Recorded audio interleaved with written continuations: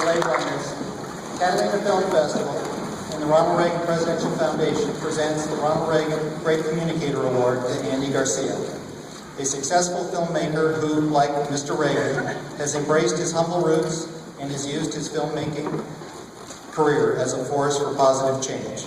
September 27, 2014.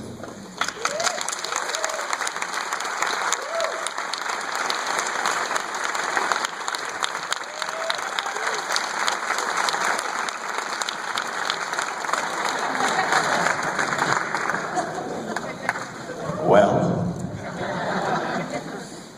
you could use him around these days. Yeah. Thank you very much. It's a great pleasure for me to be here. It's my first time in Catalina. I've been in Los Angeles for over 30 years, and for some reason, you know, it's like many people in California, in this region, I find that people say, have you ever been to Catalina? I go, no, I've never been to Catalina. They've been here for so long, like myself. And coming from a boating culture, this is truly a magical place, and I will be visiting it. I'm sorry I haven't come here sooner, and I'll be visiting it much more often now. And I thank you for your hospitality and your warm embrace. In looking at some of those pictures that flash back to some memories, I'll try to kind of reflect on them a little bit. You know, that last scene where we're doing the thing with the Kenneth Branagh there, where I was playing an old guy who's had throat cancer and had been smoking through the whole movie. Later on in that scene, I actually smoked through the tracheotomy hole in my neck. And I remember when I was researching the part, I said to Ken, you know, Ken, you can't, because it was scripted that I smoked in the scene after I asked for the cigarette. And I said, Ken, do you know that I went to UCLA and I went to the ward, the cancer ward, and people with tracheotomies. Do you know that, aside from speaking through this kind of speaker, do you know that if you're going to smoke, you have to smoke through your neck? Because you don't have contact, you can't inhale through your mouth anymore. And he went, really? And I said, yes. And he said, fantastic. So nobody knew, even the writer didn't know that you actually had to, so we ended up, you know, doing that in the film. When we were actually shooting the scene, they had this tube connected to my tracheotomy device that I had in my neck, and it had a grip next to me with a pump.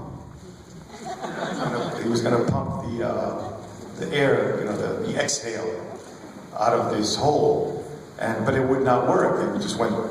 We got to that point in the scene, and there was no air coming through, and they kept.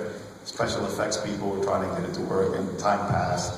And I said, hold on a second. I said, does anybody smoke here? The entire crew went like this. So I said, why don't we cut the tube that leads to the pump and just have a guy blow smoke into the tube?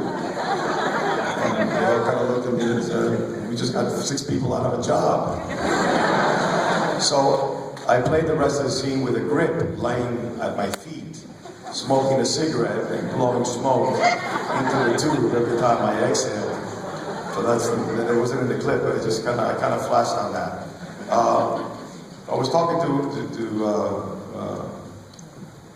William Macy, who's one of my favorite actors in America. We were up in the green room there, Mr. Wrigley's green room, looking down at the theater. It was such a beautiful theater, and he had mentioned the Untouchables, and we were talking about David Mamet's work in that film, and I was mentioning what a precise script it was, and I remember that moment with Sean. I mean, for me, when I first was approached for that film, I was asked to play they brought me in or inquired about me to play the Frank Nitti part in the film, which was the assassin, Capone's assassin. I had done a movie before that where I played a very kind of crazy guy and called it A Million Ways to Die. And I guess they got wind of that and saw it and thought I'd make a good assassin. But I wanted to play this character because I felt, first of all, I would get a chance to play with Sean Connery, who was a personal hero of mine when I was a young boy. Like many of us in the 60s, he was the guy for us to go to the movies to see, James Bond I made an observation when I did this tribute in Hollywood where they asked me to speak, and I said I was so enthralled with James Bond that when people would ask me what my name was, I would say, Ramon.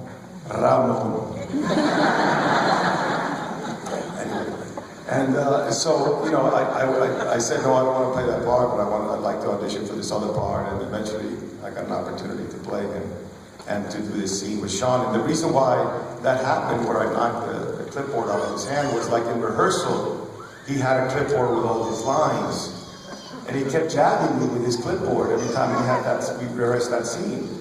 And the first time we rehearsed it, he started jabbing me, and he had basically the script in the clipboard. He looked at it and said, "So what's your real name?" And he jabbed me. Why is this James Bond jabbing me in the chest with the metal? Because, you know, it's got the metal clip on the top, and the metal would hit me right in my sternum there. It was like, hey man, that hurts, you know what I'm saying? And he goes, "What's your real name?" And he kept jabbing me. You know, I said, "George Stewart." No, but what's your name before you change it? He kept jabbing me with the damn clipboard in rehearsal. And finally in rehearsal, I knocked the clipboard out of his hands and like faked it, I had a gun. And Brian De Palma said, "Oh, I like that very much." I said, that's a little behind the scenes. It's a great honor for me to be, you know, in the same sense as someone like Ronald Reagan. Obviously, we know his entire trajectory. He's the president of our country, and we all, you know, remember his legacy. So for me to be, it's such a great privilege for me to be considered for this award. I am here because, as my presenter said, that because of the opportunities that this country has given me, and the sacrifices that my family made in order for me to have the freedom to be able to sit here in front of you and speak freely without any repercussions, and to pursue my dreams, and I think that's what Ronald Reagan, you know, seems to have stood for, and it's what this country stands for. And unfortunately, I come from a country where those liberties have been taken away now for over 50 years. And you hope and pray for a better future for that country. But I had the great blessing to arrive here in the United States, where I was given that opportunity. So I thank all of you who were Americans before me.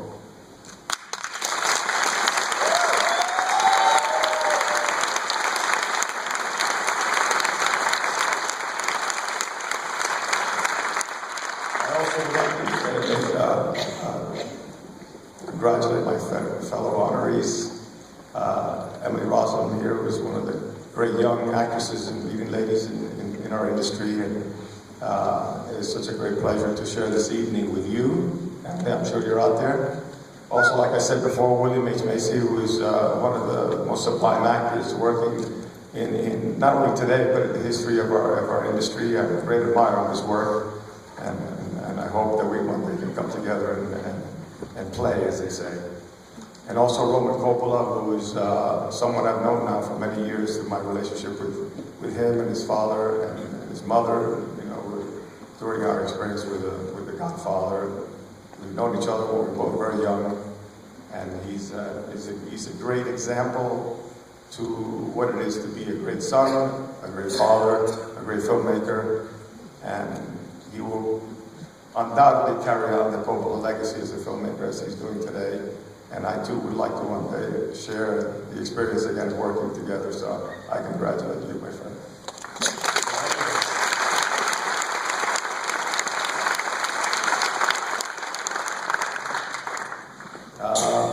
I might be the only Cuban exile to ever come ashore to Catalina Island. But I did not come on a raft. But I will be leaving on a raft. Not because I don't want to stay, only because of my family and other commitments at home. But thank you so much, and enjoy the evening. It's a great privilege for me. Thank you.